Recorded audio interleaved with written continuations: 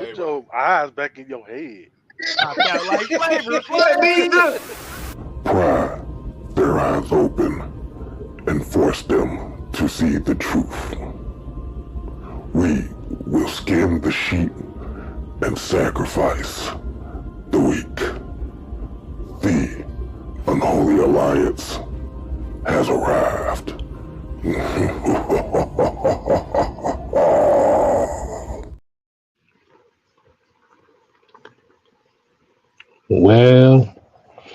Well, hold on. Let me get a couple crunches in.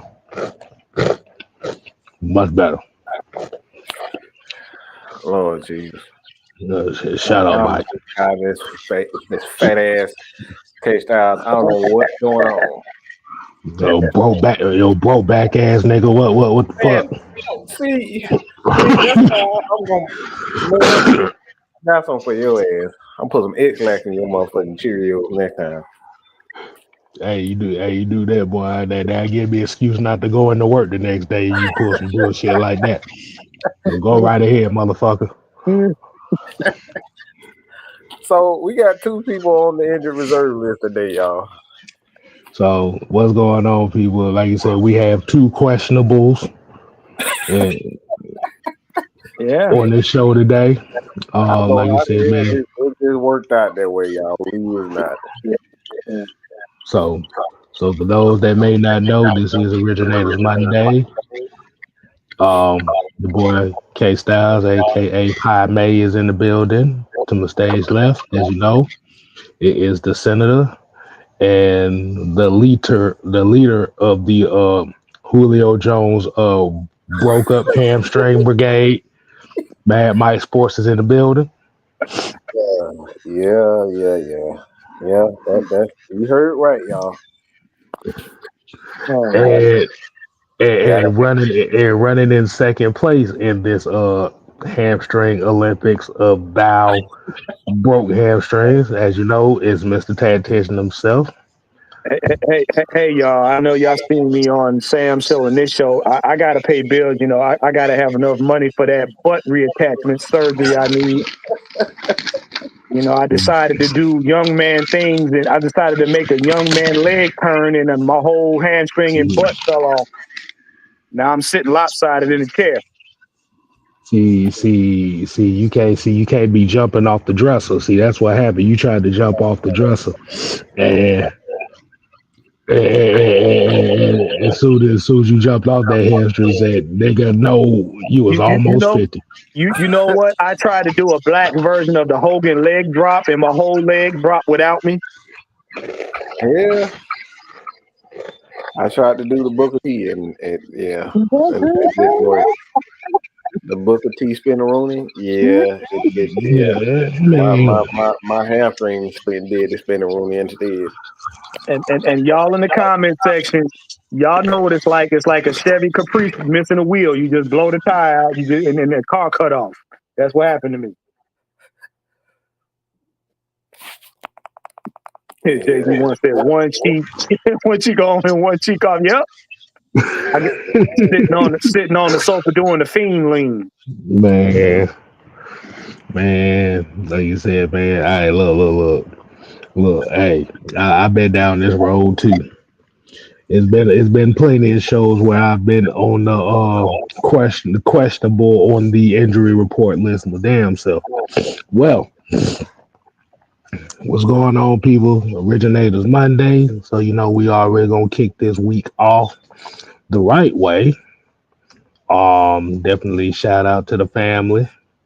If you didn't get a chance to check out Mr. White Network, Mr. White, we're going to be doing a continuation of said conversation that was on that show, in which Mr. Tactician was a part of as well. Oh yeah, we had fun. So I would normally ask fellas how y'all doing, but we know y'all asses ain't worth shit right now. So we're gonna go ahead and give a shout out to the people that's already in the chat right now. So you already know what that is, Mike. Let them know what that is. It's the what? It's the real rock down. Yeah. Don't pull that other hamstring now. Be careful.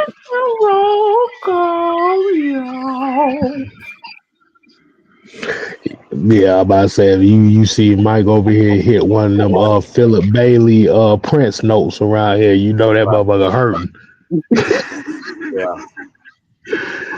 All right, man. So Maggie done joined me. My homegirl done joined me because of my damn hamstring. And Anthony, Mr. Big Ant, he gonna go to hell because I'm gonna make sure I'm gonna test these stories. well, this is gonna be an interesting show because Mike's already condemning folks to hell already. Yeah, that sounds about right. Yeah, you don't make fun of people with bad hamstrings. It's no, it's not cool. It's Quinn Torres's fault. Quinn, I'm gonna blame him. See, I ain't got 66 million reasons why I can just complain and sit on the other cheek. I got 66 cents. I got to figure out how they gonna glue this sucker back on. Boy.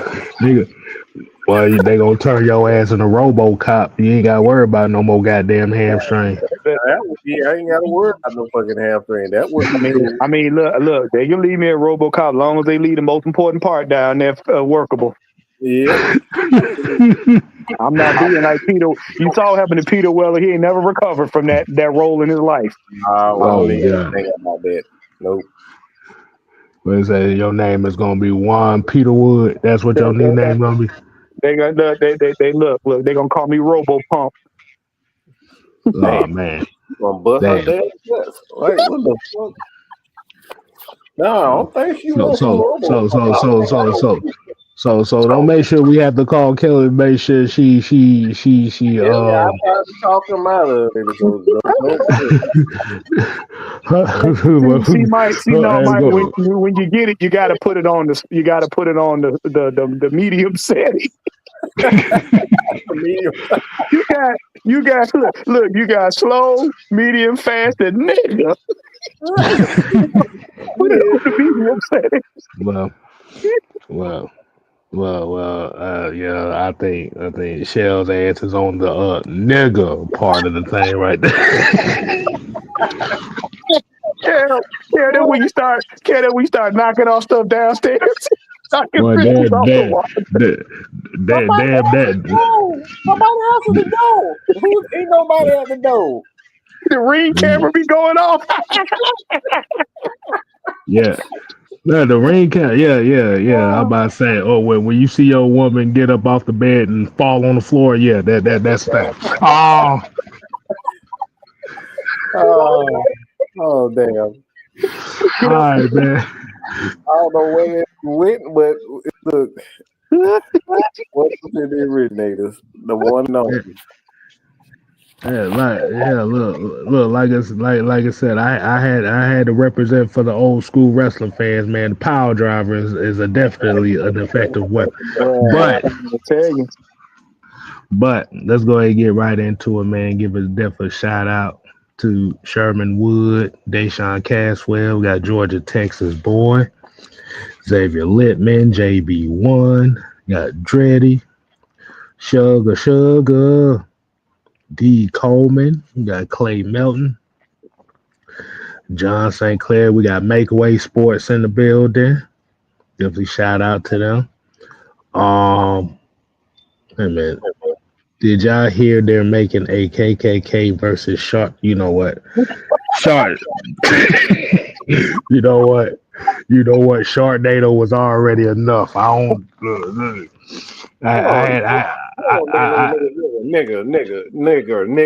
Hey, nigger. You are not gonna go past. What the hell is that? I mean, what you gonna say? I don't like them sharks because they're gray. I don't. The sharks is too gray for my taste. Don't like them. We don't like your kind around here, boy. Y'all need to go back to the sea where you belong to.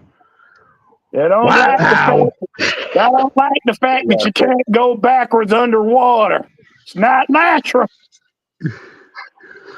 You know what? I tried to understand, but I don't think I was good on that road no more. You know, we swim in 4 or 5 different ways over here, boy. I heard you don't like bottlenoses. Well, McCall is just fine. Shut the hell up, y'all.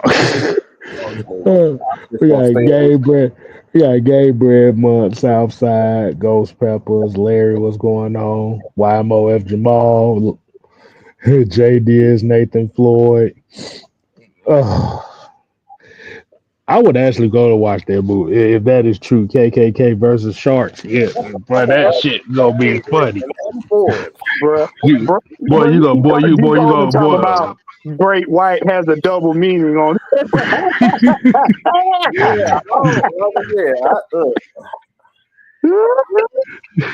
Look. You gonna have some albino sharks talking about white power. Right. That boy sure is good. Shark power. That boy sure know how to chomp on them whales. Fire the harpoon. All right, man. Let's get right into this, man. I'm mad that I actually saw that shit.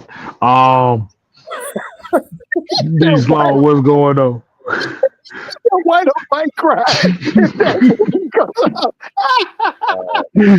And guess what will be the funny part? The most fucked up part about it is when they get to the fight. Remember that scene in Lion King where they had Mufasa's spirit in the sky? It's gonna be Steve Irwin replaced.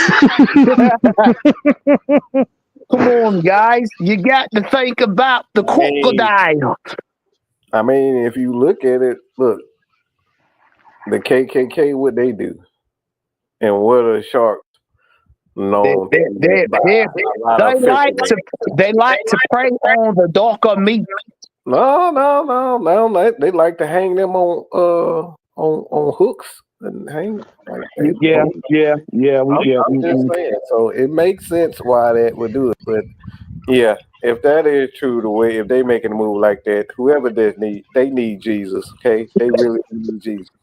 They need the shit slapped. They need the shit slapped. They need the shit slapped out of them. So Mike, what you gonna say now? They're gonna be like, no KKK members were harmed in the making of this movie. How the hell you come up with the KKK and sharks? Like, I don't get it. I mean, they first of all they did Sharknado for one thing. That was already stupid enough. They did Sharktopus. That was even worse. No. First of all, anytime I see a fake AI tornado spitting out sharks and the sharks are still biting people on land, I tuned out at part 2. They got part 15. They damn near got sharks spinning around in space. Mm-hmm. They done got Sharknado at the barbecue, Sharknado at the car show. No. Sharknado at the smokeout. You talking about shark nigga? That's what we talk about at the barbecue. Shark nigga. We need to stop. We tell the shark to put his hands up. Exactly.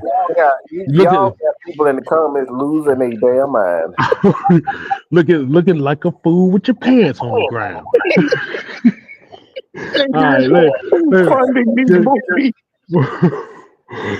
That sounds like something I would fun though. I ain't gonna tell you no lie. That look like something stupid. I damn fun. We gonna have Megalodon versus Barney. How about that?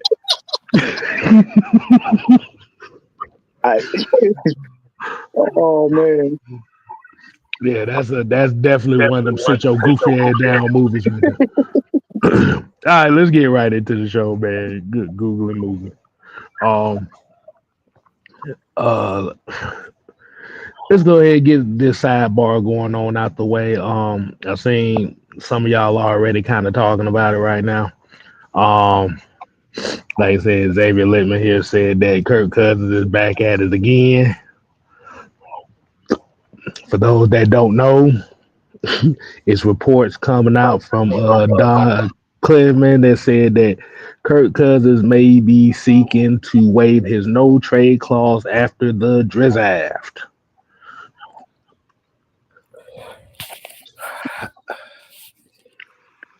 And Mike, I think you just released a video talking about Kirk Cousins. So for those that may not have seen it, go ahead and explain to these people what the hell we talking about here.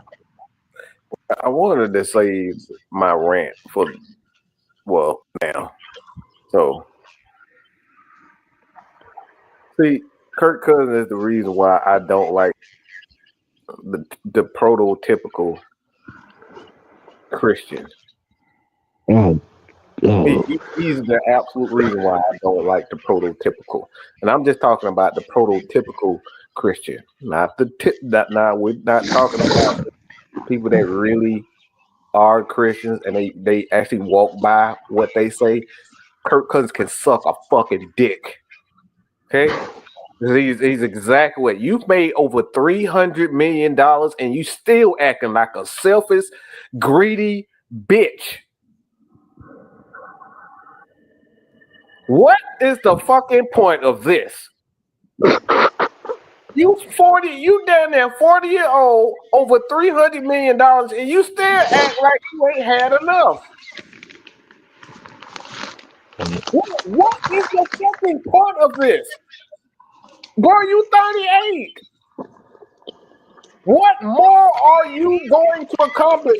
What more are you going to make? This is absolute selfish. This is what we talk about when we talking about what the scripture always talk about, greed.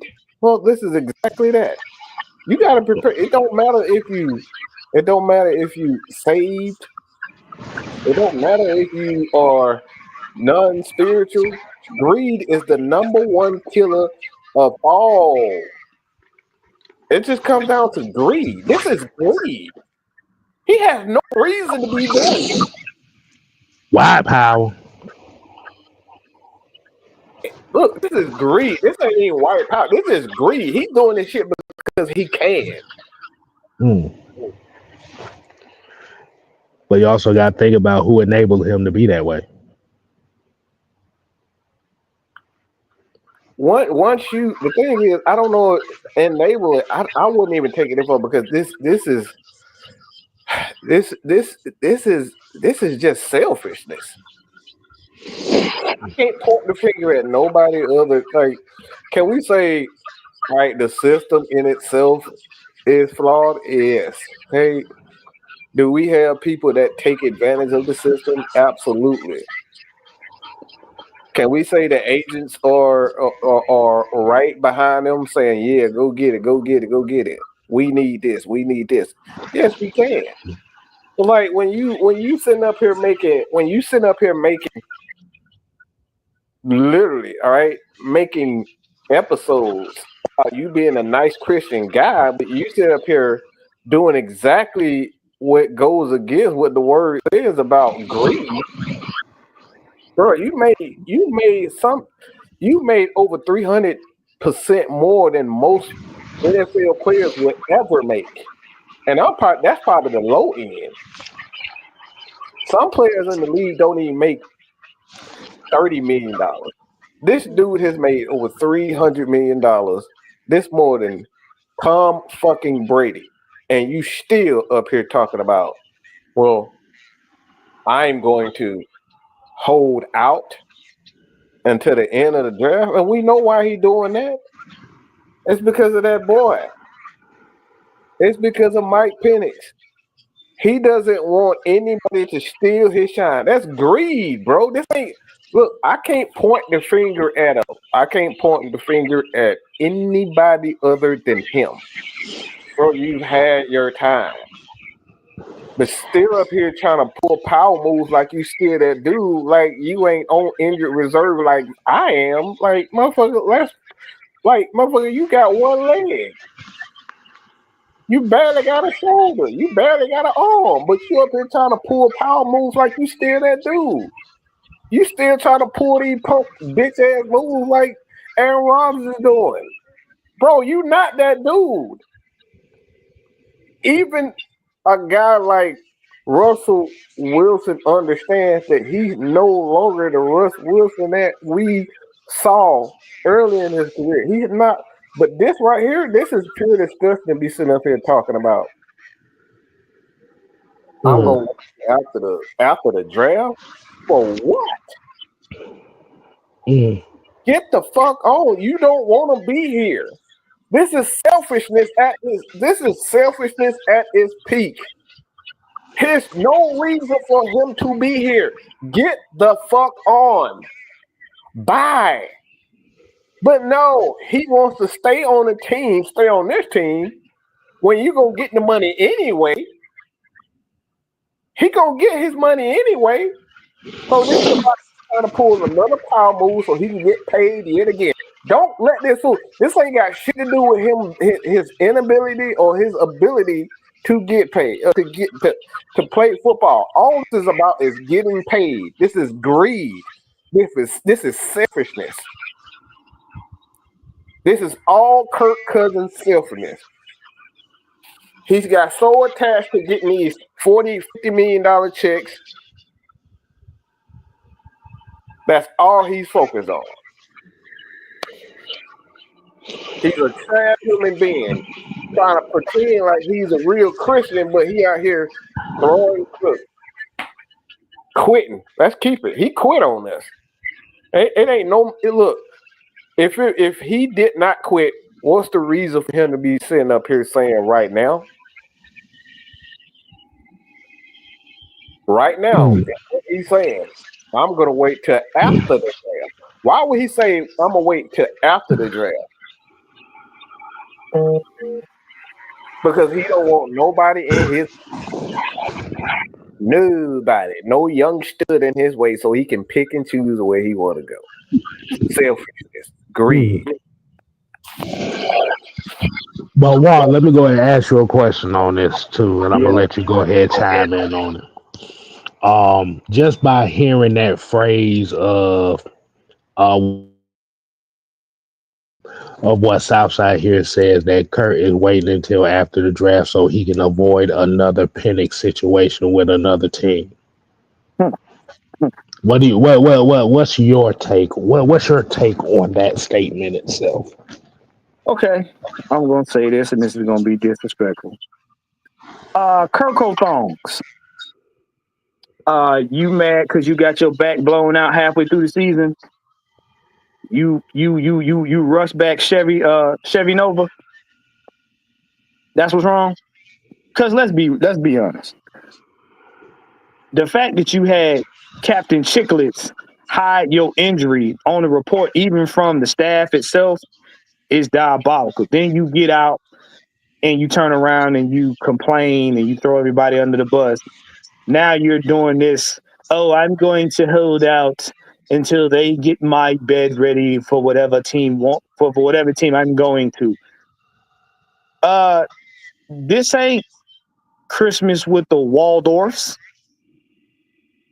You're not going to a plush environment where they're gonna roll out the red carpet for you and your bronze chain, because it ain't gold no more, it's bronze.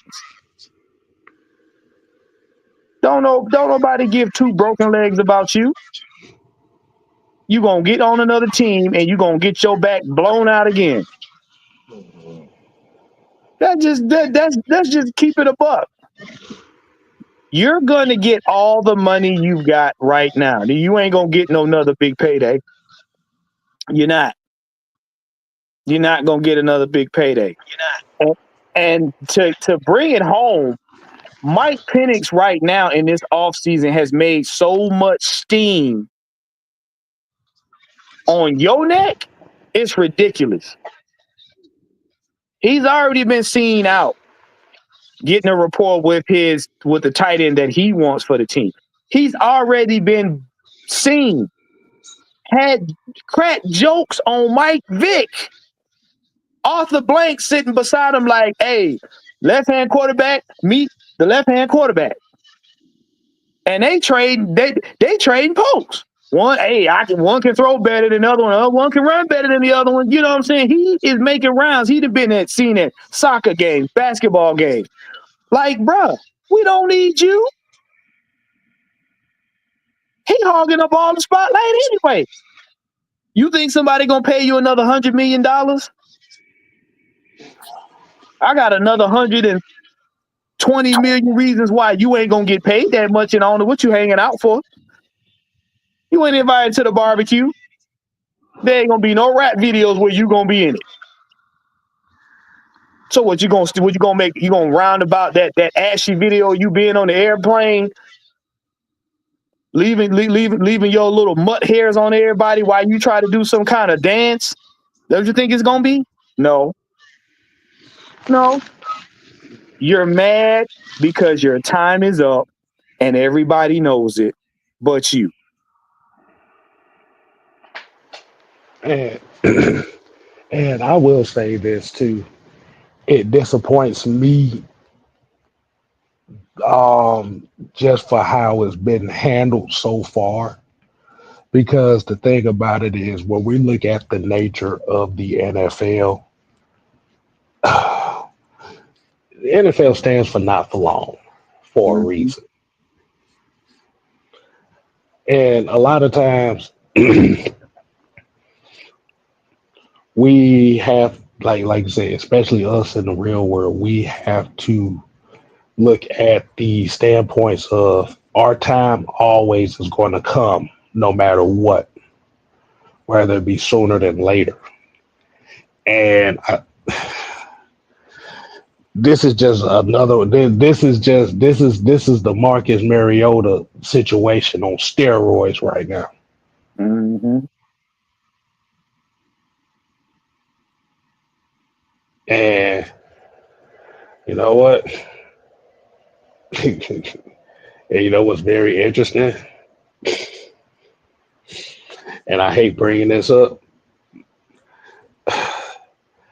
As upset as Matt Ryan was about him getting replaced, it wasn't even to this degree. You're right, Kev. You know why? Because even though Matt Ryan had a human moment and went and got out the sandbox and went somewhere else, Matt Ryan knows his worth. To this day, he still knows his worth. He out here trying to kill it on the golf course now. You see what I'm saying? Right. He didn't transcend sports. He out here trying to get championships on the golf course. Like, he ain't thinking about nobody. He's living his life. Kirk is out here trying to relive the good old days. You ain't in Minnesota. You did what you did in Atlanta. You had one monumental game in the whole season, which was 509. Congratulations. You lost the wheel. Go park yourself and let them come pick you up.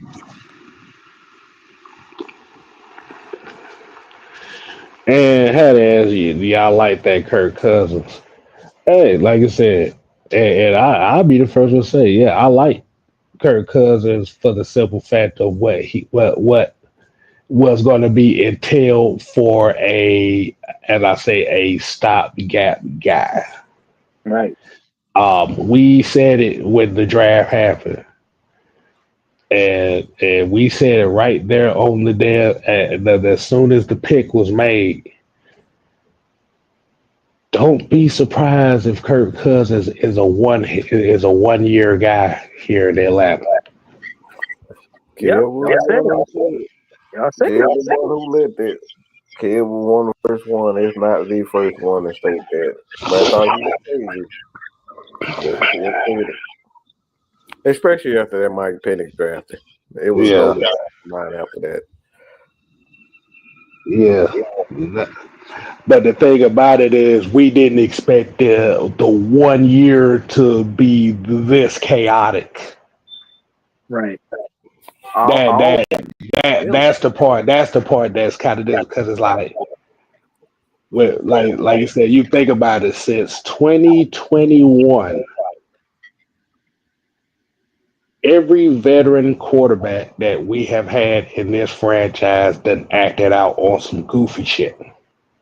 Yep. And what's the main reason of that? It's one main reason.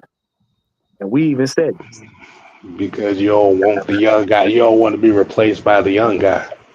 That and the fact that they thought that their careers were going to miraculously be reinvigorated by playing on this team.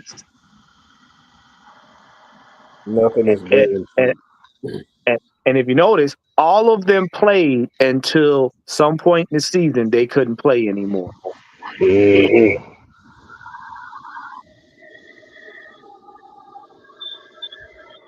Exactly.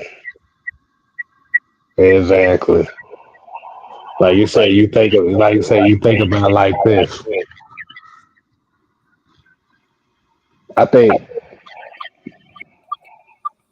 like you said, Matt Ryan, he got in his feelings about Deshaun Watson, wanted out. He admitted that he made a mistake. Matt Ryan admitted that he made a mistake by getting in his feelings and not understanding it was a business.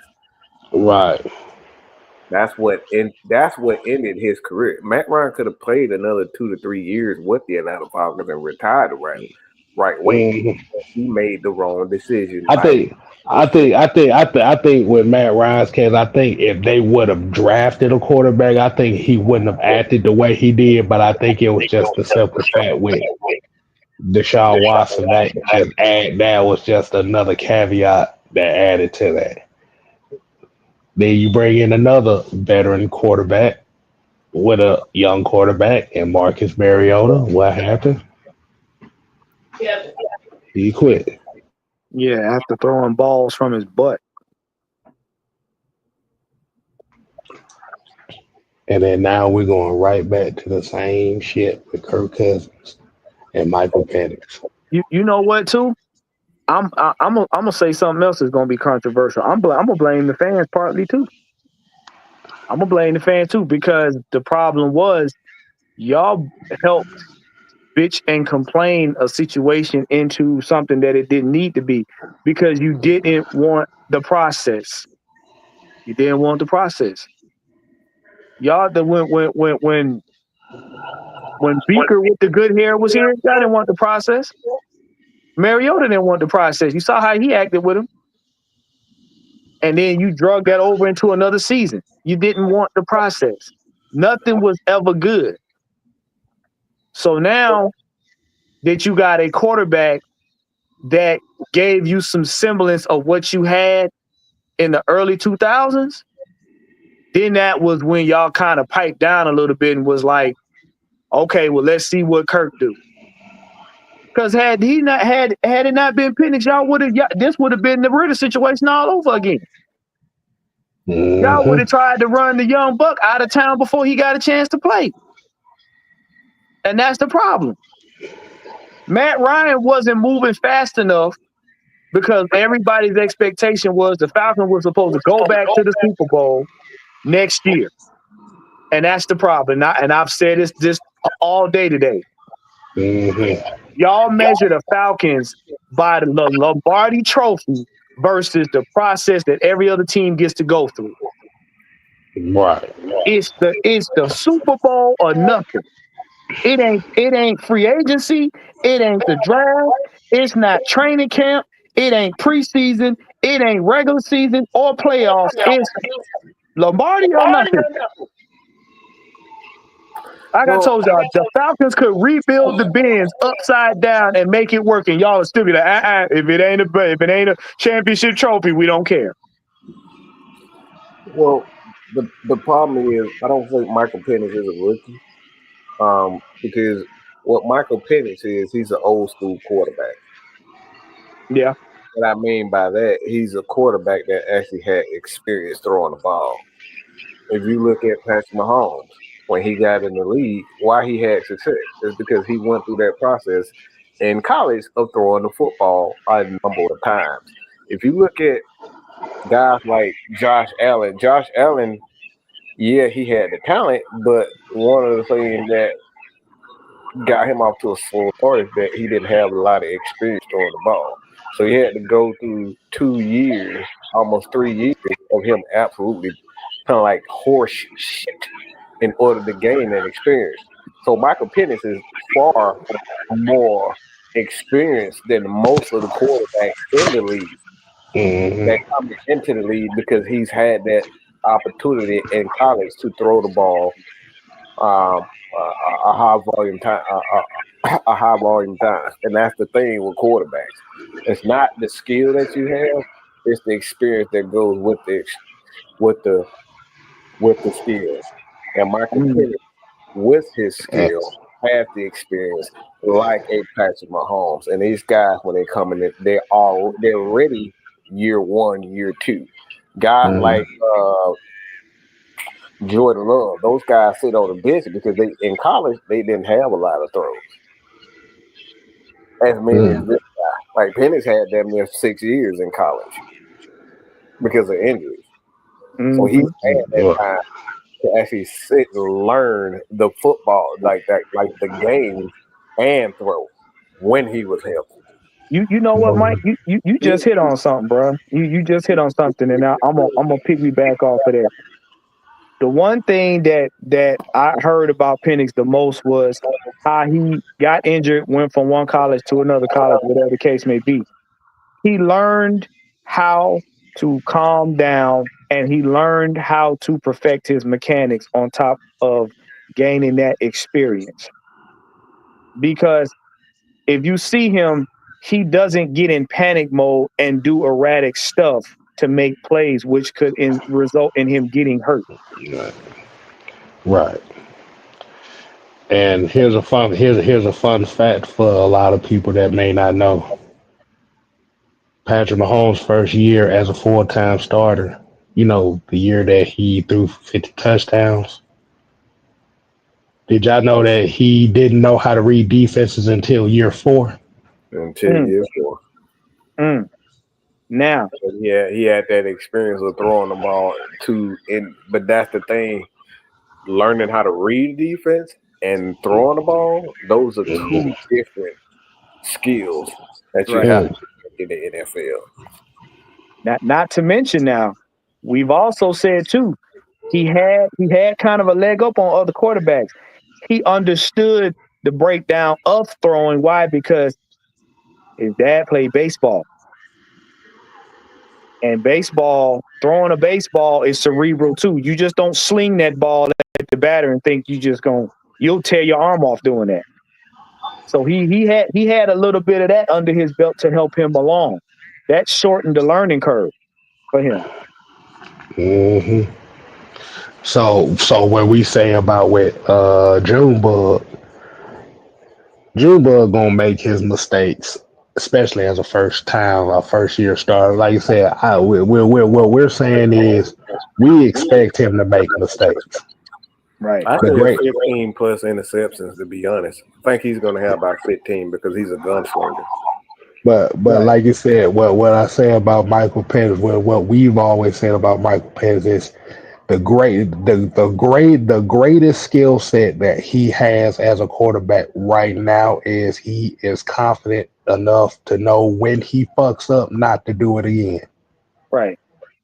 That is a skill set in itself that most young quarterbacks do not have. There's another aspect too, Kel, that it doesn't go. It goes unnoticed. Is that we always say that. Me and Kel, we always have this conversation. I say what a quarterback's job is to know everybody's job. Yep. I saw that he knew exactly what the hell he was doing when he was on the sideline screaming at the quarterback coach. No.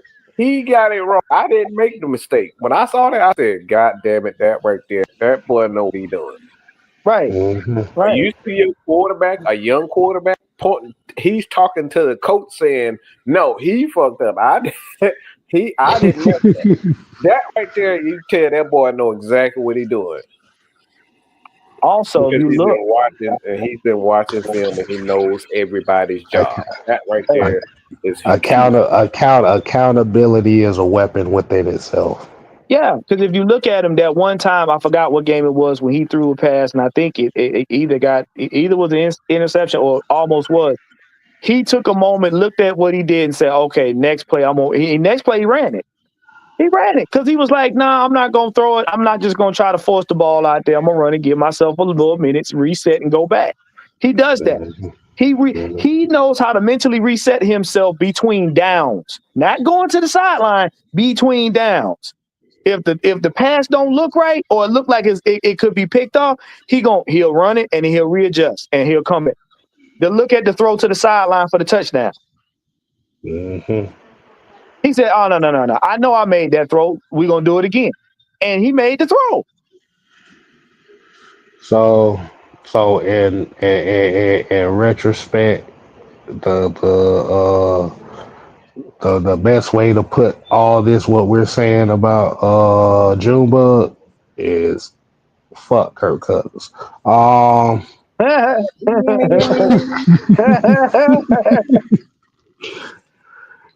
Fake we've called it out since the very beginning. When got a nerve to talk about some Jesus after he done goddamn pulled the bullshit that he. Oh my God! I'm sorry, y'all. I'm a man of faith, but one thing I do not like when you do some bullshit and then try to call on the name of Jesus. Are you fucking kidding me? So, do you think the Waffle House stunt was a publicity stunt? Of course. That nigga ain't worn a gold chain and gold teeth and ain't swag served since. I told you they took his chain. He can't wear that chain in Atlanta no more. The Atlanta. Wait. Hold on. So you said Debo came up to him talking about what chain? What chain? The Atlanta look. The Atlanta Black Commission came up to us and said, "Nah, you can't do that no more. Give us the gold. Give us the chain. No, it's back to Dockers and eyes eye button ups for you, sir. Nope, you that can't do motherfucker been wearing Izod shirts and goddamn suits ever since. Yeah. Like so let me ask you a question, and this is actually a question that I thought about even before, even right afterwards. Yeah, I don't know about it's a cheapo polo shirt. I used to wear the shit out of some Izod sweaters, niggas. What the fuck is you talking about? Was the alligator that was on the golf course with the polo man. Y'all gotta know about that story. Mm-hmm. But I want to ask you a question. Do you think that the Atlanta Falcons, like you said, do you think the Atlanta Falcons would have been better off letting Desmond Ridder be the bridge guy to Michael Penix more so than Kirk Cousins, or do you think they played it the right way? It absolutely not. They played it the right way. Desmond here would have been an absolute nightmare. Right. It would have been an absolute nightmare. I blame Kirk because I always say two things. One thing, mostly, you got to be real with yourself. As a fan, as a player, Julio wasn't real with himself. Matt Ryan wasn't real with himself. Those guys were on the downside of their career. And you just got to be real about where you are in your career. You're not the same Kurt. You're not the same Julio. You're not the same Matt. You can't be up here expecting the Atlanta Falcons to get behind you and stand behind you when, motherfucker, you standing on one leg. Right. I'm going to say this. It wouldn't have worked out because of the simple fact it's like this. It's like putting Captain America and Beaker in the same room. Because and I'm gonna tell you why. Go back to that Broncos game where they put Penix in at the last minute. Penix is a possessed perfectionist. He knows who he is. He knows his skill set. He knows when he messes up, and he holds himself accountable. Desmond Ridder would have been running around like a chicken with his head cut off and on fire, and that would have pissed off What is he going? Hold on, let me. What in the world is Michael Penix going to learn from Beaker? Nothing. That man would be in an insane asylum. That man would not. That man would. These fans hated that man's guts. We had to get rid of it. It was the best thing for him to me. Right. Look. I would not bring him back. I will say that though. You would have had people setting Perk Plus bottles on fire in the bins if you'd have had him on the same sideline as Mike Penix. Okay. Don't do that. And I'm gonna say this right now. That's like putting Matt Ryan and Mike Vick on the same sideline in the same game. The whole damn Georgia Dome would have collapsed. So let me say it like this. Do you think it would have been a better case of having Taylor Heineke as being the bridge than Kirk Cousins? Yeah, they would have swallowed that a lot better. You don't put Beaker next to Captain America. Don't do it. Don't do it. There would have been nothing. There would have been nothing we would have been able to say on any of the podcasts we have that would have made y'all listen. Y'all would have been picketing at the bins the whole time. What you said there, been boycotting all the beauty supply stores. Man, Bronner Brothers would have went out of business. Bishop Bronner would have had to step down as pastor. That's how bad it would have got. It would have been ugly. Yeah, because like you said, I'm just asking this question because I know you would. I like the average person would probably think, and then like you said, that was my thinking process of when it happened was like, if Penix was the guy, the fuck you pay this guy $90 million guaranteed to be here. Do we really want to answer that question? I'm just giving you my take on that shit. Okay. That was my mindset. Was like, if I'm, like you said, this was on some Matt Flynn, Russell Wilson shit right here. Like $90 million guaranteed, and you already draft the guy for the future. So in my mindset, and this is the reason why I said that he was going to be a 1 year guy, because you don't invest in that pick just for a motherfucker to sit 2-3 years, especially in today's NFL. This was like back in 2005 or 6.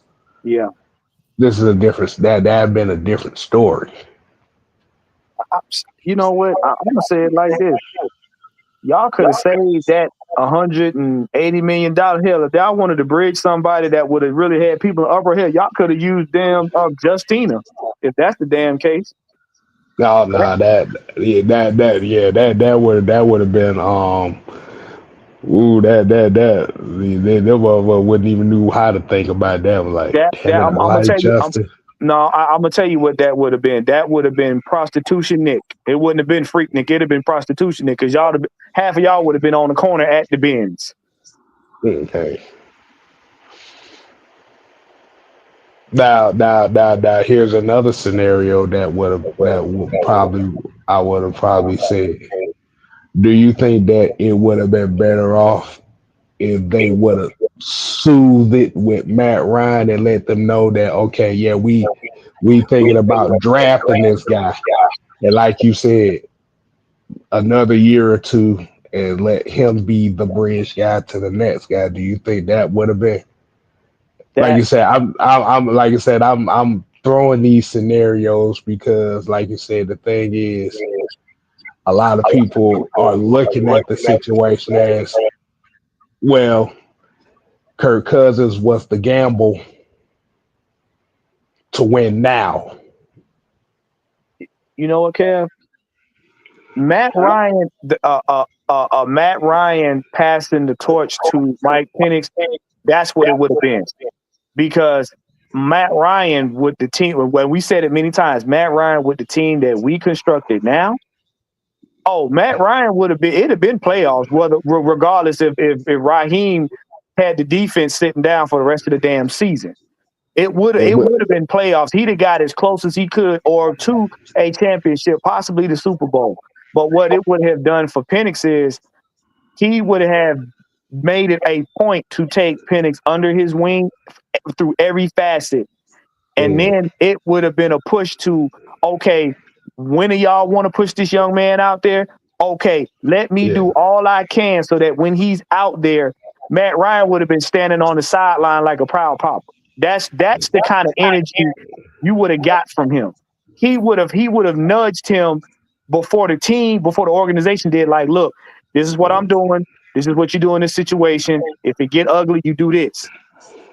Matt Ryan would have made it a point, because if you seen when he came back to talk to the team that year after he left, he was juiced up to tell them, hey, look, this is what winning is about.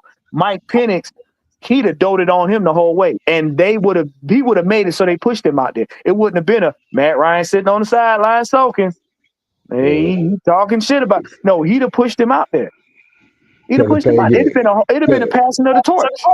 Could I ask that question too? Is the information that where I found out was actually, of all the veteran quarterbacks that was in the league around the last couple of years, Matt Ryan was one of the main guys who was a big Michael Penix fan. That's why I asked that question. That part. Now, because I'm gonna tell you, looking at what we had as far as the running back situation, him already gelling with Kyle Pitts, and I know Mike talked about this quite a bit. If Matt Ryan would have played 2 to 3 more years, you probably would have been looking at a Super Bowl championship. Him in the NFC South with this team? Oh no. Right. You'd have been looking at a championship. Because I'm gonna tell you right now, because let us get up on anybody 6-3. We walking into the playoffs. It's gonna be a playoffs game. What in the fuck are you talking about? How the fuck do you hold somebody hostage after you got traded, you stupid motherfucker? I guess he talking about the quote. I guess for what he's talking about that contract. I think that's where he's going with it. That was a mid-level contract. That wasn't even one of the biggest contracts in there. That shit still don't make no fucking sense. The problem, like you said, the issue that came around that time with the salary cap, it wasn't the Matt Ryan. The Matt Ryan contract was the face of it. But when you're paying a multitude of years of dead cap for Devontae Freeman, Desmond Trufant, James Carpenter, Jamon Brown, Robert Alford, Kevin Coleman. That was not Kevin Coleman. Even that could have got us out of there. What killed us with that Quinn Torres contract? Stop bullshitting people. All you motherfuckers want the fucking finger at what really got them up. Stop fucking. Yeah. What the fuck we be talking about? Y'all real. Y'all your fucking feelings about shit. Yeah, because the reason why Mike's saying that, because you have to remember when Julio got that, he never played under that extension. Not one fucking down. Right. He ran to fucking New Mexico after he got them took the plug.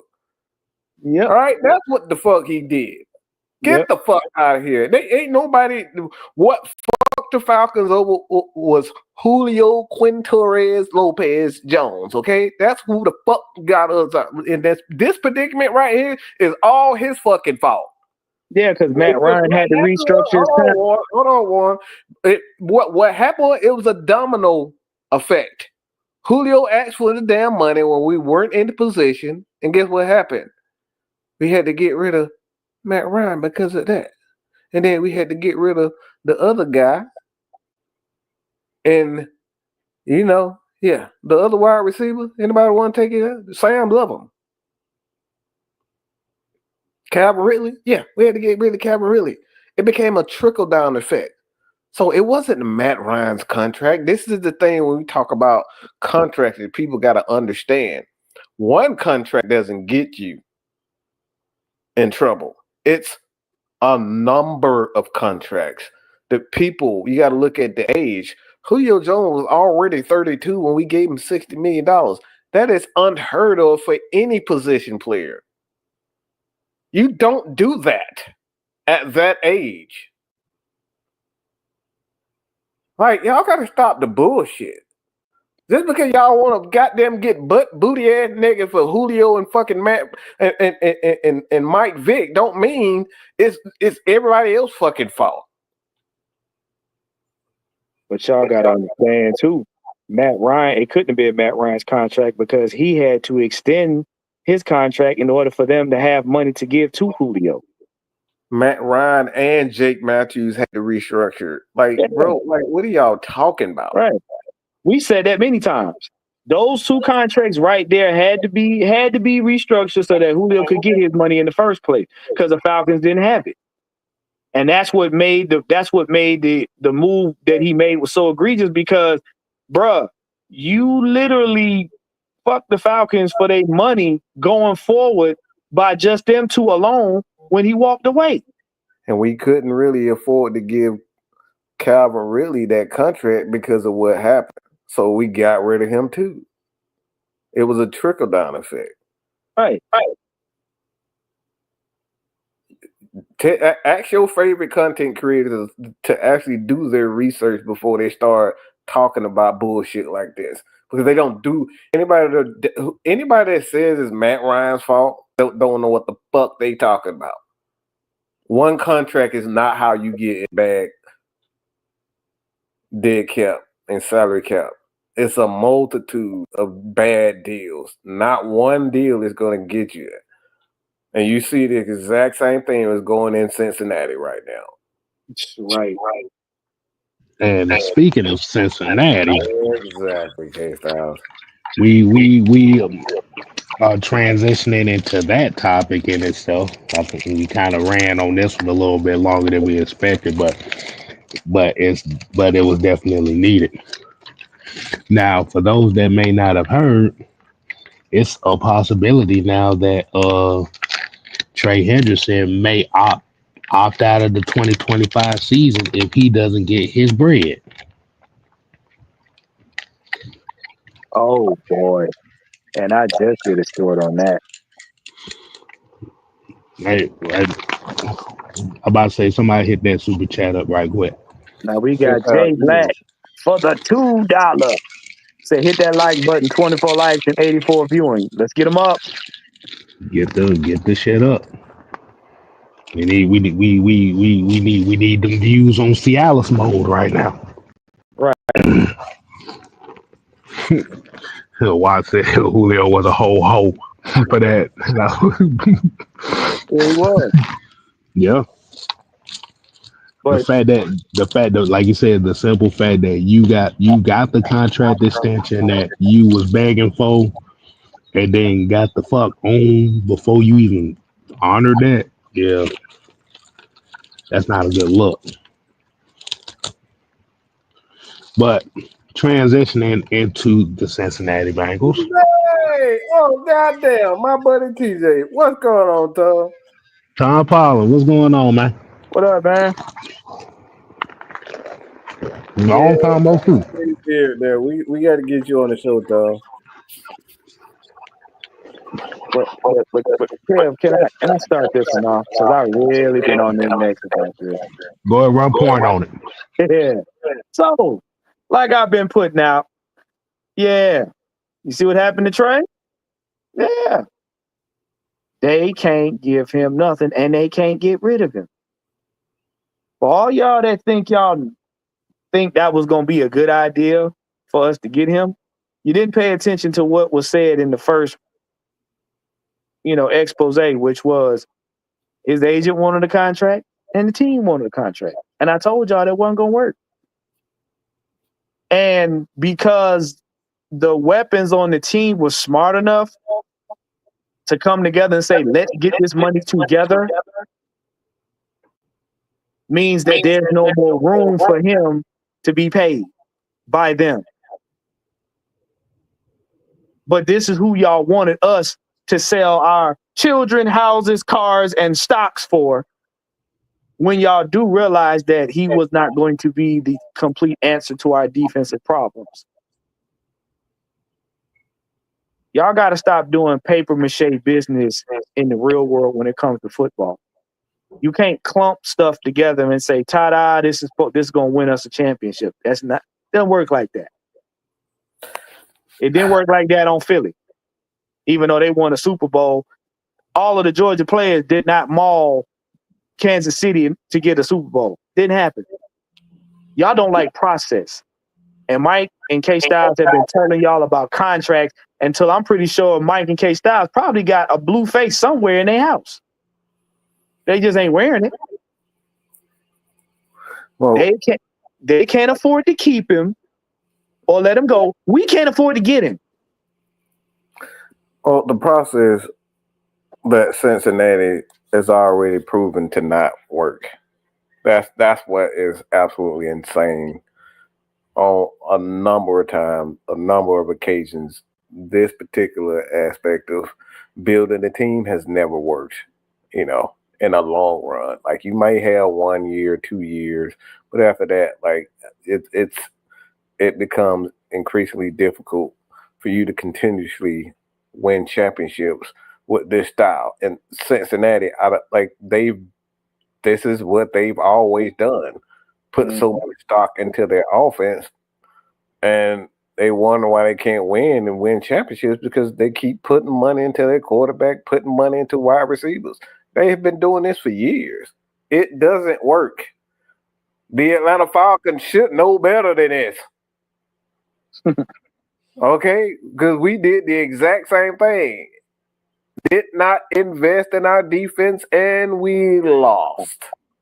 Mm-hmm. So when it comes down to Cincinnati and Trey, as Tom stated earlier, it's like this never works. How many times have we seen players that say, you know what, I'm just going to hold out, or I'm just going to, hold out for the rest of the season. I'm going to hold out for a year.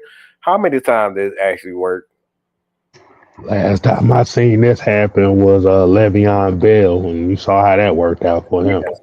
It didn't work for Julio either. That too. The story is we never saw him ever again. Because here's my thing, and I want to kind of piggyback on everybody what they said, because everybody got good points on this. The issue with all this is if Trey Hendrickson wanted to get paid the way that he wanted to do, he, like I said, his best bet was to take a little less at the time where they probably was offering it to him instead of trying to go for the full max. Because the thing about it is with T. Higgins and Jamar Chase both getting paid the way that they got paid, doesn't shock anybody because they have been talking about this for the last 2 seasons. Mm-hmm. And what ended up happening is now that T. Higgins and Jamar Chase both got paid, Trey Hendrickson's market just went down the drain because all the teams know that Cincinnati can't afford him. Mm-hmm. And for the bargain prices that they asking for him, ain't nobody finna give him that. Because they know one thing for sure is you can't afford him. And I'm not finna get this guy to pay him $40 million a year. You know what and I said? And give up a lot of capital to go with that. You know what I told the fellas in the chat? I said the first 72 hours when free agency opened up, the first 72 hours is usually when you see all these top players going. You didn't hear about Trey Hendrickson until almost damn near 8 days in.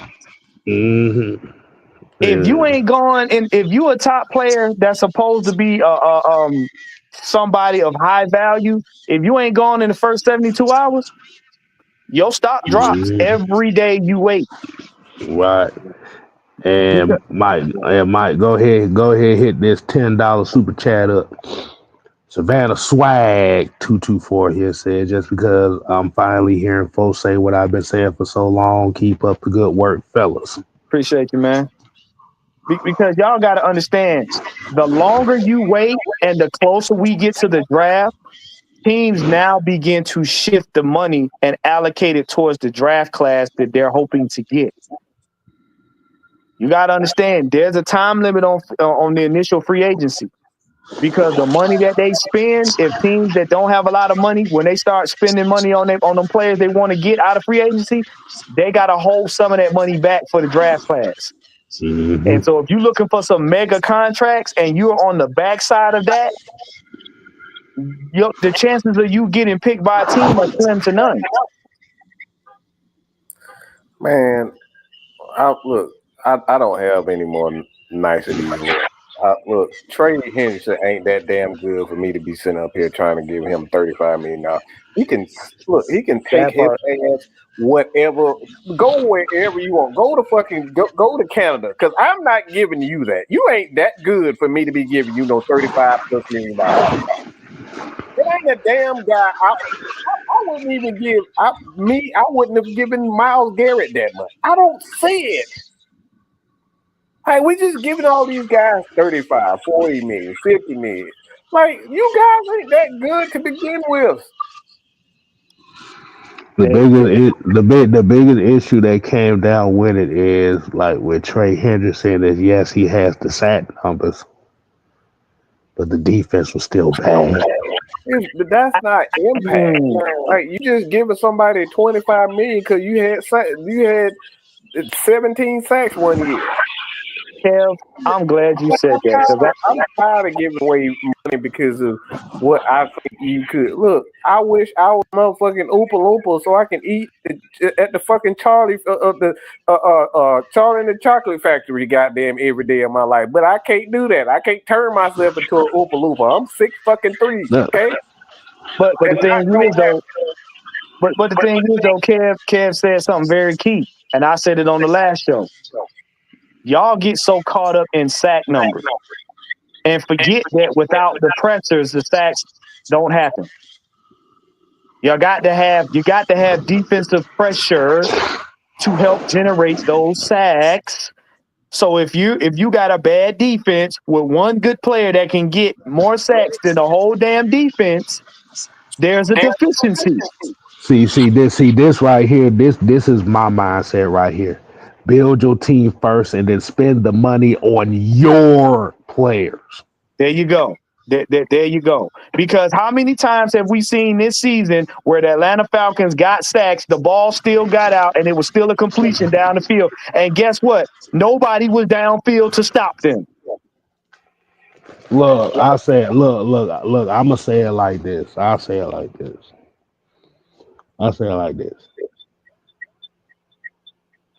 You develop the pass rushers you have on this team. If they don't produce the 13, 14 sacks that y'all expect, you get some more until you find that guy that does. And they give him that money. Yeah. See, right now the Falcons are at a bypass right now because you have to remember too. Drake London got some money coming up here soon. So they're going to have to figure out how soon and how quick they're going to have to get him some money, because with Jamar Chase making $40 million a year, you well, you don't have the numbers. You still got to have the numbers in order to get that money. Right, no. But the reason why I was saying that too is because even if he don't get the $40 million like a Jamar Chase, the market at that position still going up. Yeah, it's going up right now, but they are trying to get this thing with the quarterback cap. So the quarterback cap is going to kill all this nonsense, and it's long overdue, to be honest. Exactly. So my question would be is, would y'all rather pay the 35-40 for Trey Hendrickson or take that $35-40 million, give half of that to Drake London and spend the rest of it to improve your team? I'll take the second part for 500, K-Styles. What about you, Mike? Trey Henderson can look. He can you know where straight to hell. For one, you an ex ain't, so you really go to hell. And then the thing they look at it like, and I've said it on the other show, if we was to get him and risk tearing up our team, and then he don't produce, now y'all gonna sit up here and have the same conversation y'all been having about Kirk Cousins and all these other players. It'll be Ray Edwards all over again if that shit don't work. To tell you, if I don't give a fuck about your damn sack numbers. If we still 25 and below, man, get the fuck out of here. Because you have to remember the Cincinnati Bengals defense was like 26th in the league, even with his sacks. So that's not impactful. I don't care about your numbers. If your numbers are not impactful, your gameplay is not impactful. That's crazy. I'm not giving you that.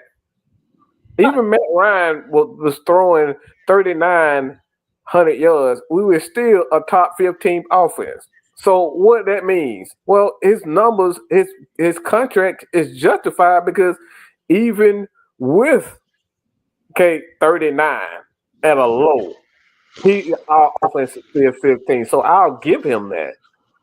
But like if you're giving me numbers, but we fucking suck at everything. What good is that? I can get that same bullshit to Desmond Ridder and be 25 and below. The thing is too, you got to think about it. If he getting 17 sacks, what the hell is everybody else doing out there watching him? Bruh. Let me break this down defensively wise.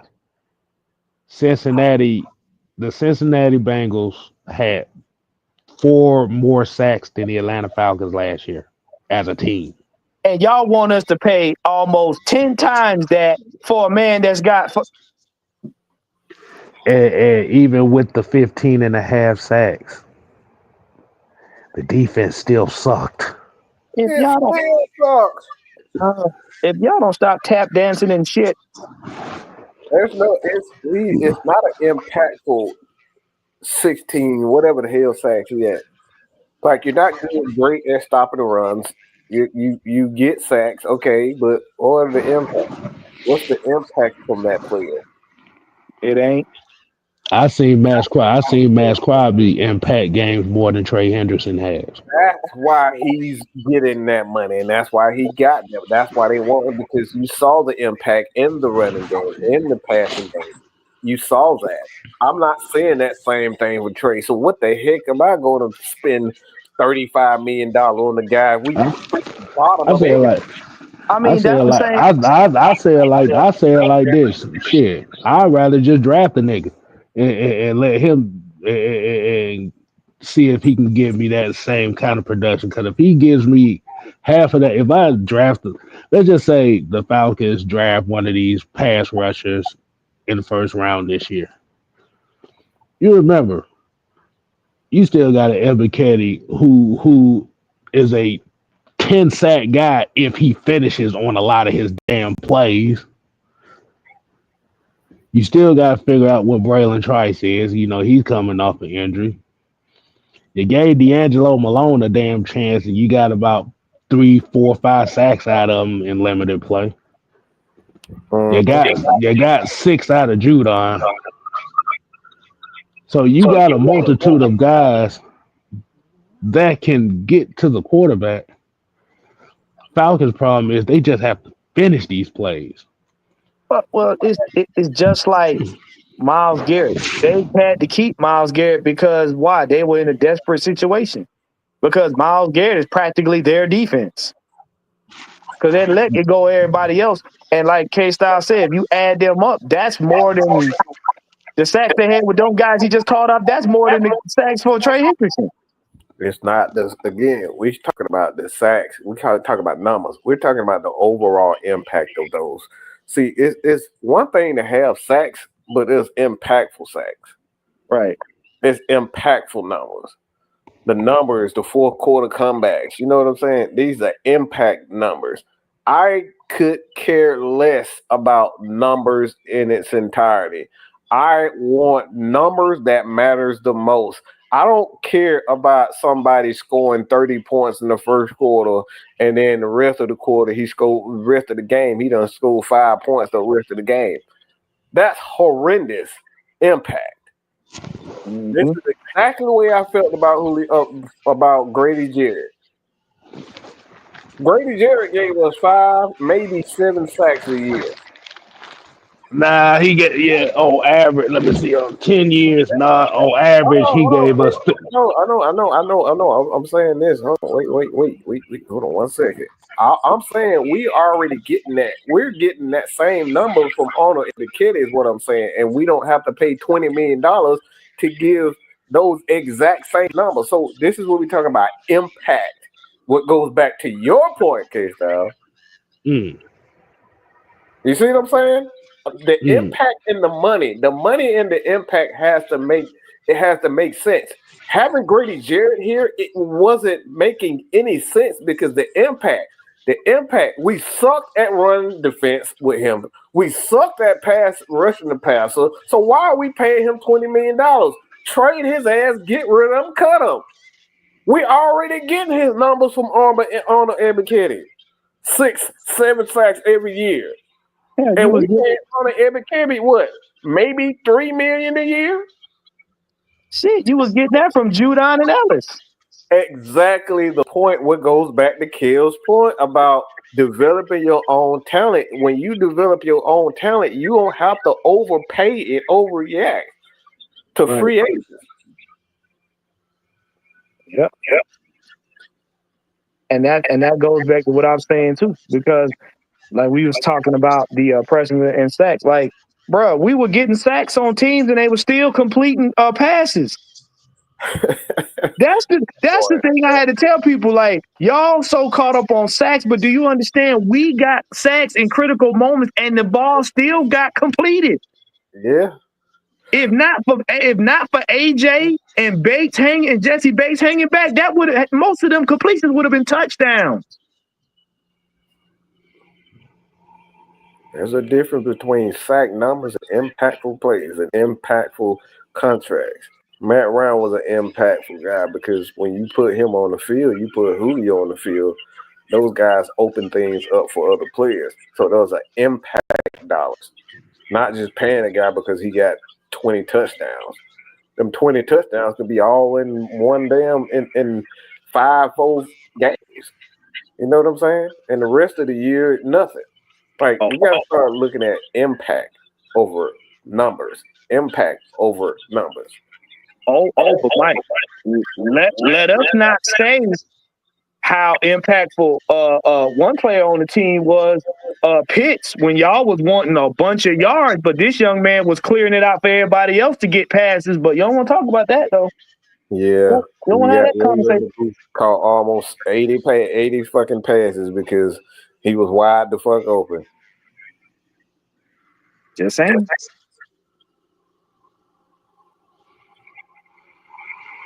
My booty, God almighty. I got to do something about this hamstring. The back of my leg feel like I got a toddler hanging off of it. It's just not cool. My problem, like you said, my thing is until the Atlanta Falcons stick with developing their own guys, and until a lot of the fans have to realize you have to develop.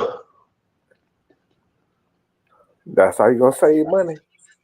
That's not only how you save money, but that's how you build culture. That's how you build consistency. That's how you build that factory of guys that you could plug and play and not lose anything. Why everybody and their mama talk about how the quote unquote Philadelphia Eagles draft a lot of Georgia players, hence is the why their defense is that good. You have to fucking realize they've drafted and developed the same type of players on that defense before they got all those Georgia players since fucking 1999, nigga. That's their culture. The Baltimore Ravens have built a culture of defense. They've drafted the same exact type of players since 1996. Mm-hmm. The Falcons' biggest issue is what is the identity, what is the culture? Because motherfucker, we sitting here, we changing defensive coordinators every year, we changing identities every year. And while doing that, you're changing philosophies on what type of players need to be on said defenses. Mm-hmm. You don't have no camaraderie within this franchise. This is why the development process in Atlanta is trash. Until you build consistency, you're just going to be looking here hoping to find something. And usually every year we're trying to hope to find something that's different from the year before without having that continuation of, if this guy leaves, I have a guy here that I could plug and play and get the same production. That's what the best teams in the NFL do. You plug and play. Kansas City, plug and play. Baltimore, plug and play. Philadelphia, plug and play. Detroit right now, plug and play.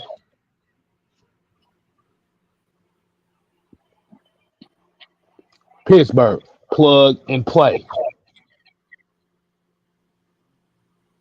So until we start building that culture of plug and play,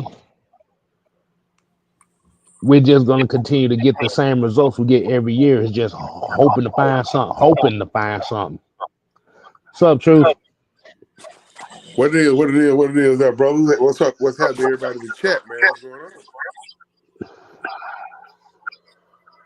on? Not much. What you got? What you know good? What you know good? Hey, man, checking in, just checking in, you know. Yeah. Just checking in. That's about it. So since you checking in, I want to go ahead and ask you a question. I want to get your takes on this.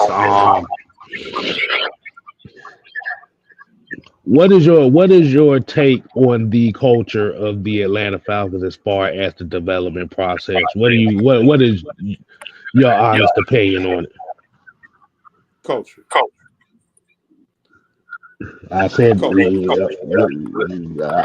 forgot. I said the wrong word. You try to flap with PTSD. But here, seriously, what culture? I think in order for you to even venture down that street, you gotta learn how to win. First, you gotta learn how to lose. Then you gotta learn how to win. And once you learn how to win, in the process of winning, the culture will establish itself. Is it safe to say that? Yeah, I agree with that. Yeah, I think the culture will establish itself once you consistently win. And in order for that to happen, you can't have you mentioned Pittsburgh. Mm-hmm. The Pittsburgh Steelers, to my understanding, has had 3, maybe 4 head coaches in the history of their franchise. Mm-hmm. We done had 4 head coaches in the last last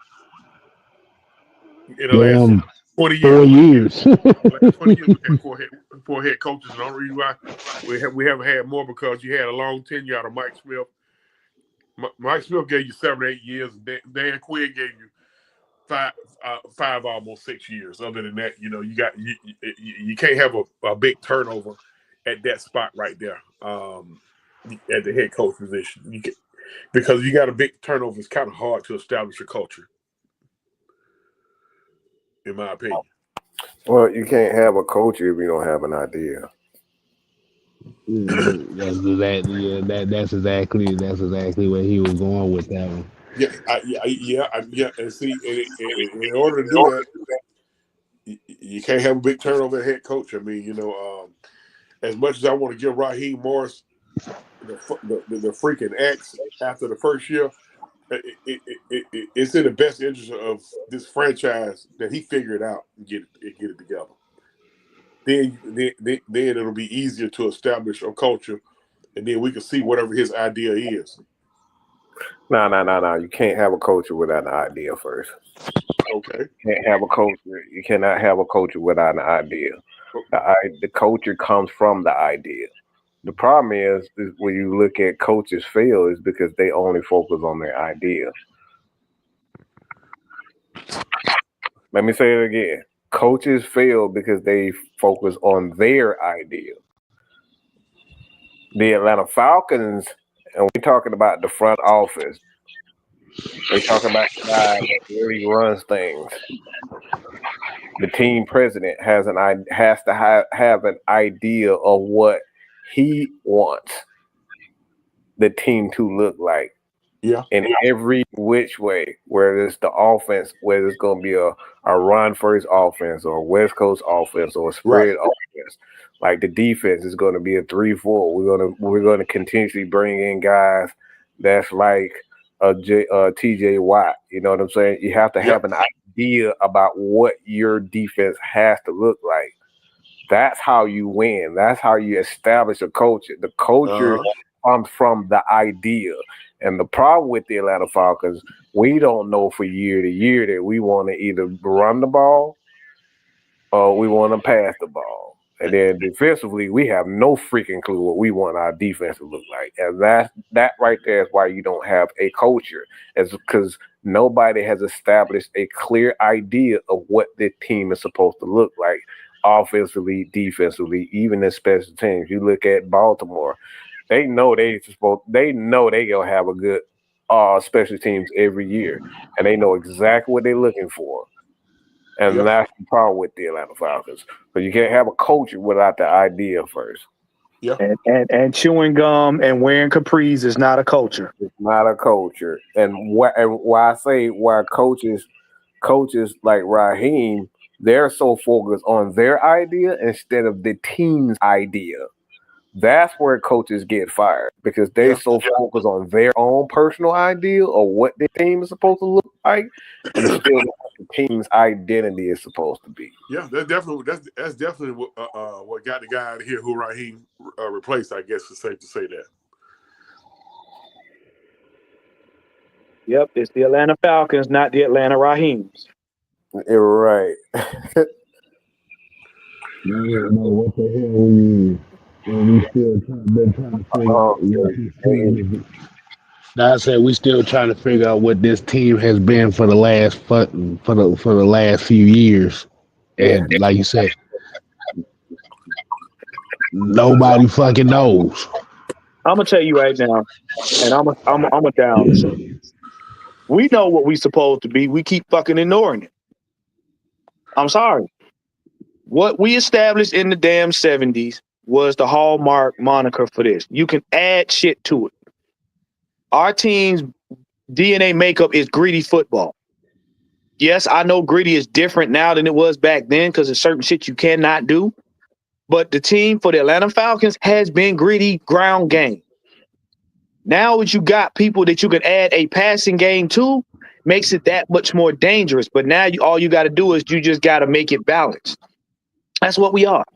We keep trying to invent the damn wheel that's right in front of our face. What are we? Nigga, we ran the ball and played defense. How the fuck did Buddy Ryan and them get the shit? They got it from Jerry Clanfield. That's the DNA. You think that shit build on it. Stop trying to reinvent shit that already works. One, that's not a Falcons issue, though. That's an NFL issue. The Falcons didn't change the identity of the Falcons. They were kind of forced because they took away the ability to hit. And no, what I'm saying, you're right. You're right. But what I'm saying, that's why I said the gritty game is not the way it used to be because there's certain shit you can't do.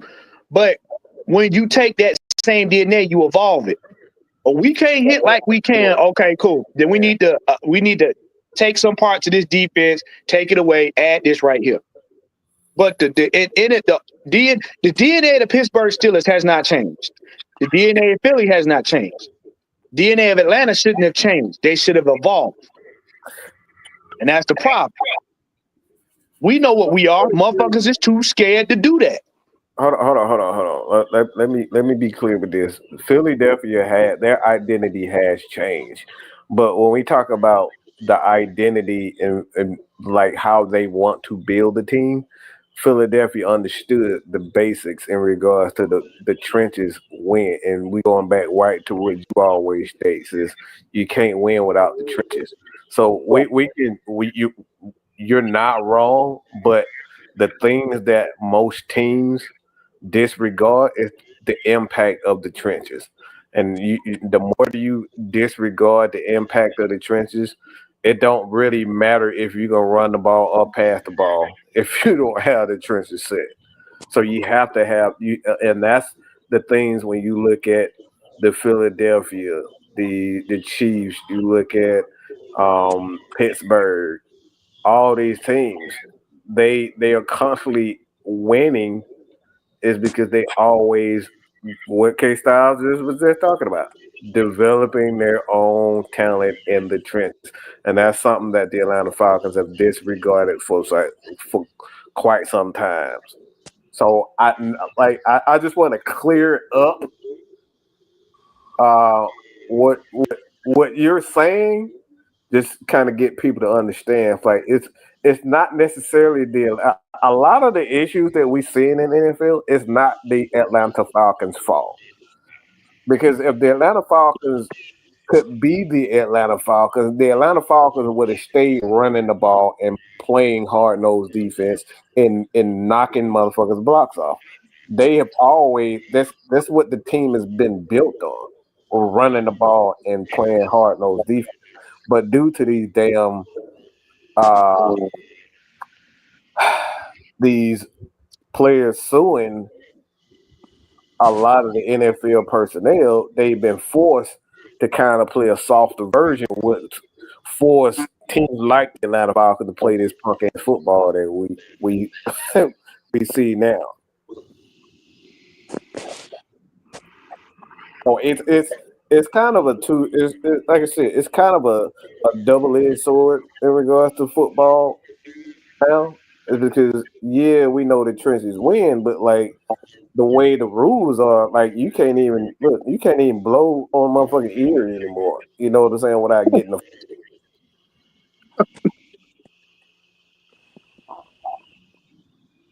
like I saw somebody. I think we all saw this, but we saw somebody land at the feet of Tom Brady and got a flag. Like that's that's not Atlanta Falcons. Mike, I am trying my best not to cuss in Germanese. You know what'd be funny? You know what'd be funny when that type shit happened, Mike? That motherfucker, he'll point the other way like it was a personal an egregious penalty. He'll point the other way. Yes. Yeah. We saw Grady literally roll him up, jump up. Tom Brady was perfectly fine and got a flag. I'm like, okay, yeah. And what do the NFL do 2 or 3 years later to cover up for that shit? Now they invent something where you can't do that no more. You can't do that. Yeah. I mean, so how we gonna get the quarterback down? What, email him? No, you know what? Let's just be honest. The NFL want to be a glorified flag football league. Y'all just want little tickers on the side of people's hips and got it. That's it. Y'all don't want no gridiron no more. Y'all want daisies and daffodils. So, like I said, no, I'm not saying that everybody's wrong, but I want to get to the reasoning by why the Atlanta Falcons are going about drafting players the way they, because like in this NFL, this is what makes money for the NFL is drafting wide receivers, drafting quarterbacks. A guy like Bijan Robinson, offensive linemen, like cornerbacks and stuff. This is what sells for them. So the Falcons have to do what's right for business, and they got to learn how to not only do that, but at the same time balance the defense. And that right there has been the most difficult issue with most teams, including the Atlanta Falcons, is finding that balance of having a good offense and having a defense that doesn't cost a lot of money, but they're efficient. Philadelphia has figured it out. I think we see that, but like it's still getting there.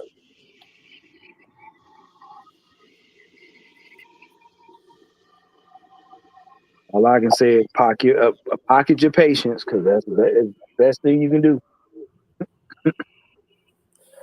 So yeah, Six Man, you ain't got any more other questions, Ralph? Because I know you got something.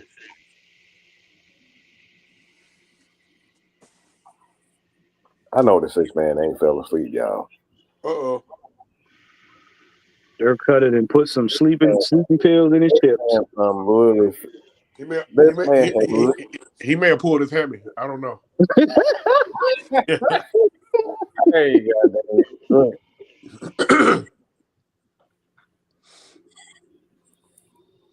Look, Scotty Robinson said they might as well play flag football. You get 15-yard penalty for barely touching the QB. Look, let me tell you right now, I'll fix a QB. I'll go out there and sneeze on him. Somebody send Georgia Texas boy to his room. Somebody send him to his room. Never told it. Really, Georgia Texas boy. Sorry. I tell you, during COVID, if you'd have sneezed on him, that probably would have been a threat.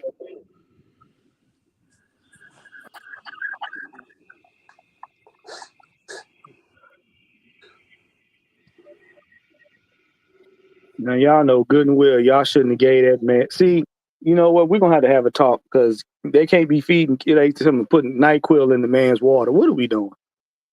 Not NyQuil in the water. What are we doing? I caught a nosebleed earlier today because I was trying to sniff some cereal.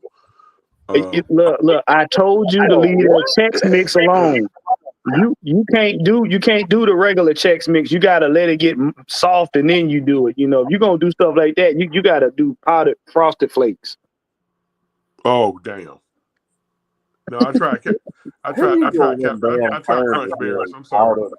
You tried Captain Crunch. Crunch Berries.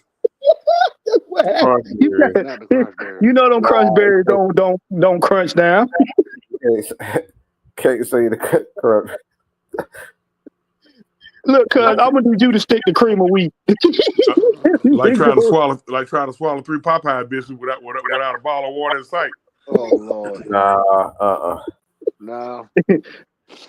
You trying to cement your throat shut. Kev, you spit out that NyQuil water. Dirk cut it and put that NyQuil in your water. Come on, bro. He damn sure did. You got cuz over here. He didn't got a crunch berry caught in his nose. Crunch berries. Yeah. Hey, wait. Southside said, what about Fruit Loops? Nah, I'm good on those Fruit Loops. Nah, because if they get caught in your nose wrong, you walk around here sounding like a kazoo. Why is fucking cereal in your nose anyway? What the hell are we talking about? He said he was sniffing cereal. Well, we can try cornstarch. Corn ain't no worse than that Pop-Tart cereal. Mike, I'm going to force you to suspend me. Look, I told you they got mayonnaise flavored Cheerios at your own risk. No. We're not going to end the show on that note. What Nope. Your Texas boy said, "Damn, OG, not crunch berries." Trucker might talk about red dye number 5, bruh. That's in every candy, soda. We ain't gonna get into that. If I tell you where red dye comes from, number 5, I'll clear this whole thing. Don't do it. Not. I'm No. not. I'm Nope. not. Nope. You don't want to know. Southside, let me tell you something, man. I got a cousin, man. I got a cousin that she walk around with a damn box of cornstarch and a spoon. I said, girl, you done lost your goddamn mind. Bruh, if you trust me, I know I had a client that did that, but I'm gonna tell you right now, if you want to cement your body shut, eat that cornstarch. That's nasty as hell. On that note, y'all, we about to get up on out of here. Yeah, so kids can go to sleep, y'all. Wait a minute. Well, Georgia, Texas boy, see, there you go. There you go. Strawberry milkshake. You know what? I'm not even doing that. Nope. Boy, you gonna be on the toilet. Boy, you gonna be on that goddamn toilet to next week. I'm not doing that. Well, your ass gonna develop lactose intolerant tendencies. Good God Almighty, bruh. Look. I'm gonna tell you right now. If that's the case, you might as well go ahead and get you some bean pie flakes. All right, fellas, we about to get up on out of here, man. Let y'all get the final word. Hey, Mike, Corey, Corey, you know. Just we're gonna leave it at that. If y'all see it, y'all see it. I'm not saying it. You know. Why? Be quiet. Not fresh incense. No. Oh, we can do that alone. I'm just Corey said it. I didn't say it. Well, you know, in certain countries, they eat roaches as a delicatessen. That's me. I didn't say that. I didn't say it. Yeah, you did. You did. You egging it off. I'm still not suspended. Okay, let me see here. See. Oh, you suspended now. Don said you just ruined my childhood. Yeah, suspended now, y'all. Truth has been suspended. Nope, I'm doing it. Cinnamon frosted flakes. You know what? No. We getting up out of here. It's time to go. No. The fuck is cinnamon frosted? Man, get the fuck out of here. Yep. Hey, man. Hey, look, let y'all go ahead and get your final takes before we get up on out of here. Oh, man. Look, man. From now on, just pay attention to what the Falcons are telling you in your face. And Sam said it on the show, get your Kleenex ready because there's gonna be some changes because we still in the hole and we still gotta pay a draft class. So ain't nobody safe. Expect the unexpected. It's been that way for the last 4 years. I don't expect it to change.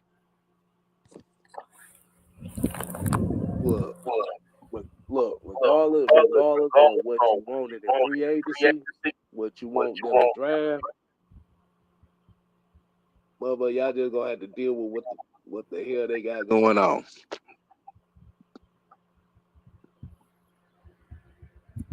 That's all I gotta say on that. Deal with it. That's all you gotta say. That's all I gotta say. Y'all gonna deal with whatever the fuck they gonna do. And you gonna learn to love it. Oh yeah, because you're gonna watch.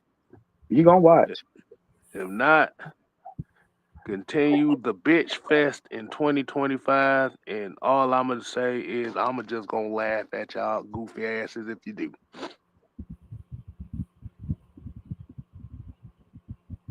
What you got, Mike? That's it. Deal with it. Kirk Cousins with his fake ass, Christian ass. The fuck out of here with that shit. Greedy bastard. Motherfucker made $330 million plus and still want more. Man, get that out of here. Because guess what, y'all? They the twos, and we the ones.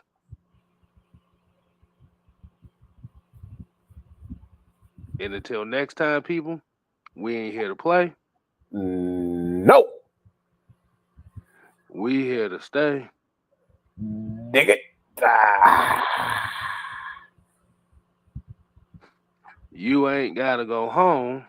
But Kirk Cousins, don't you touch another lemon pepper wing. Look, he ain't touched no damn lemon pepper. He dipped that crap in some damn water before he ate it. That man, you know damn well. Kirk Cousins eat. Kirk Cousins eat cornbread salad with fruit roll up ice cream, nigga. What are we talking about? Cornbread, you know what? Y'all just made my hamstring hurt. Man, Kirk Cousins, that man up here talking about he want another payday and he gonna wait till after. Man, shut up. Man, you're 100 years old. At some point, you gotta realize, bro, your time is coming to an end. Just, bro, stop the nonsense. Mike, what'd you say? His name is Beelzebub. That's his name. Methuselah. I ain't saying no crap like that. He's Methuselah. That man is Kirk O'Thorne. He is Kirk O'Thorne. That man acting like Yoda right now. Oh, come on, Mike. Don't do that. No. Come on, man. Leave the little green booger alone. Leave the little green booger alone. No. Kirk Cousins is C-3PO. No, you know what? No. Kirk Cousins is Snoke. We waited 40 years to wait to see that Yoda to fight. And when he fight, he had that 4 minute. That wasn't even 4 minutes. That was probably a minute fight, and he left and disappeared. That right there, Kirk Cousins right there. But wait, Mike, you gotta give him credit. At least Yoda didn't get his back blown out by Dooku. He got tired, but he didn't get his back blown out. I'd say he's Snoke. He sat there on the chair, thought he was the man, got cut in half by the lightsaber. That's him. Kirk Cousins' face wasn't even straight. Them toes ain't either. Well, I ain't got nothing to do with that. We don't know. So we out here. Kirk, Roger. Man. Not the robot stormtroopers. Nah, Kirk Cousins is Jar Jar Binks. How about that? There you go. Okie day. There you go. Okay. All right, y'all, man. We out of here, man. What the fuck? I did not do this, y'all. I did not do it. I'm not responsible for this. I told y'all. Bad Mike told you.